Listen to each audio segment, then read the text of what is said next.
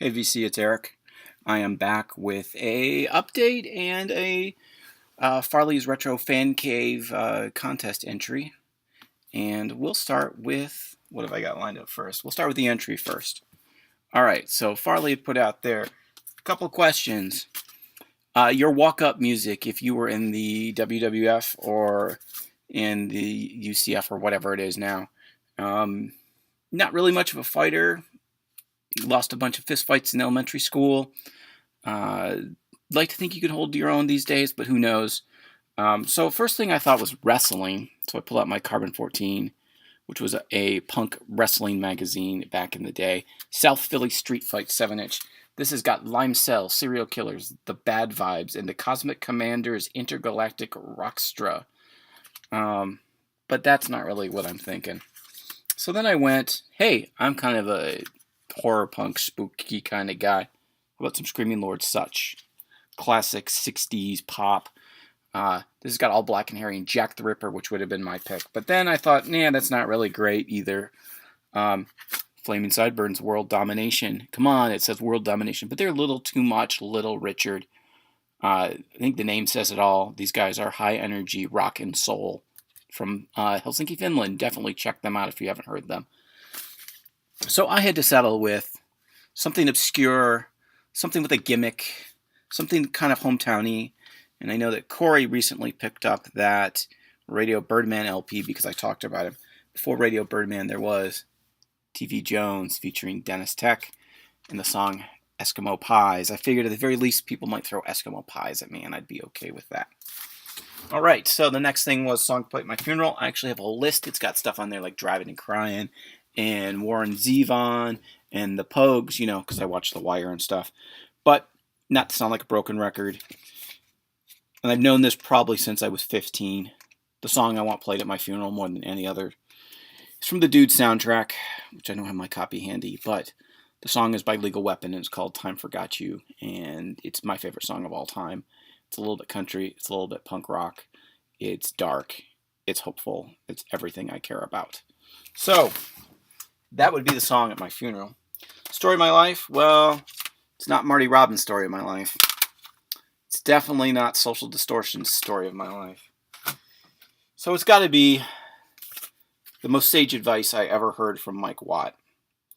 And this is from, I think I've shown this before, the Spiel 95 Tour LP. And that is Against the 70s, because the goddamn hippies made my life hell. And the kids of today, and he's talking 95, need to protect themselves against the 70s bullshit. So, down with the 70s, man. Take your peace and love home. Alrighty. Final question, the bonus question. An album that people might be surprised that you own. Well, when it comes to rock and roll music, and, especially if you're a fan of, I'm looking at it right here, The Big Lebowski. Those of you who saw The Big Lebowski and heard me talk about rock music and bands that people hate might think you know where I'm going. And actually, I do own some Eagles records, whatever. But album I own and I like and I've always liked, Don Henley's Can't Stand Still. Great pop record. And part of it's nostalgia. Part of it's, this is one of the records I picked up when I was 22 or 21 or whatever. Or in high school even, maybe. But, yeah, great record. There's so many great songs on here. Whatever you think about the Eagles, Don Henley deserves a second listen. All right.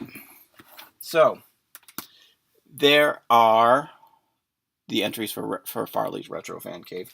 So I figured I would take this opportunity also to show some recent pickups.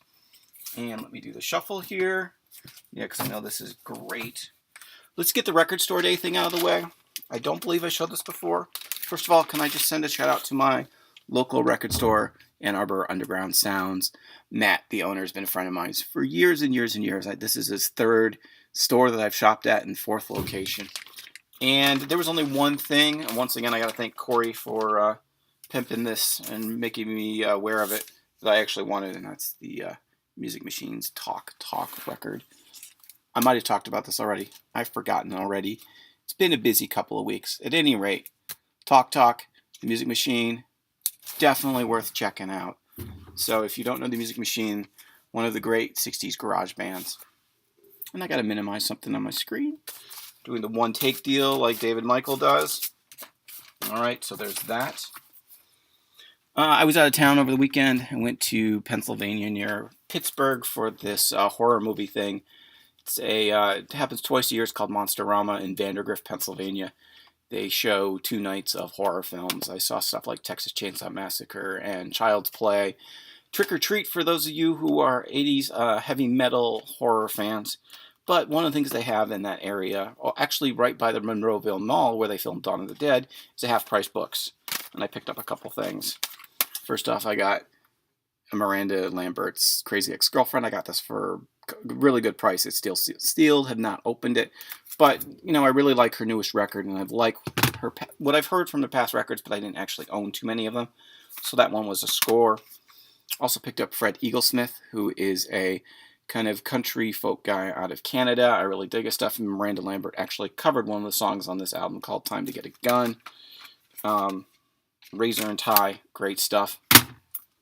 And then finally, at the half-price books, I've been meaning to pick this up for a while, but for $6, if I could get the Eyes of Alice Cooper and Dirty Diamonds on one CD set, I was sold. So great. I've heard some of these tracks, and I liked them enough that $6 was a safe bet for between high school and old school, Novocaine, Detroit City, Dirty Diamonds, Saga of Jesse Jane. There's some good Sunset Babies, All Got Rabies. There was some good stuff on this record when he was trying to do a garage-style record. Good stuff. Highly recommended. All right, and then finally, it's been an embarrassment of riches this year between the new Forbidden Dimension CD, the new Kepi Ghoulie album, which I have yet to pick up. But when your favorite band puts out a new record and you order it from the label, even if the shipping deal is really wonky, they sent you a bunch of stuff. So Pirate Press Records sent me Reducers SF. They sent me a sticker of their stickers. Now, if you know these guys, it's because they put out a lot of Rancid-related stuff, street punk. Hey, look, Dorchester United sticker. This is a flyer for the punk rock bowling. They sent me some flexi discs for the Roadside Bombs.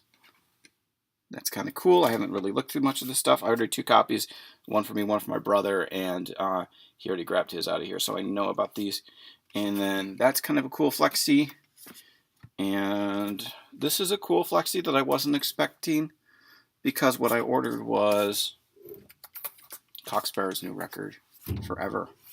To me, after The Clash, even maybe before The Clash, because I'm not the world's biggest fan of theirs. They're a great band, don't get me wrong. But Cocksparrow is the great band that is overlooked from the punk era. A lot of bad luck on their part, but they have a international cult following, great poppy songs. Their political point of view is more socio-political, more think for yourself. It's not about me trying to tell you which side to be on. It's about you making up your own mind. It's a lot of fun. Great hooky songs. They've written, going back to the very beginning of this video, there is the question of song play at your funeral. One of their songs, Out on an Island, would be perfect for a funeral. I've listened to a little bit of this so far. It just came in the other day.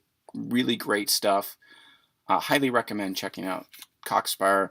Their early stuff is the best, but I have enjoyed all eras of the band. So that's my update, and it's my entry into Farley's contest. I want to send a shout out to Andy for featuring me in his video of channels that have under 100 subscriptions that deserve more. I really appreciate that. I do this because I want to talk about these records, and I want to show people stuff that maybe they haven't seen, maybe help people find some stuff that they have forgotten about or overlooked. So thank you for the support. Hit the like if you like, leave comments below, and everybody be good to each other. Catch you all next time.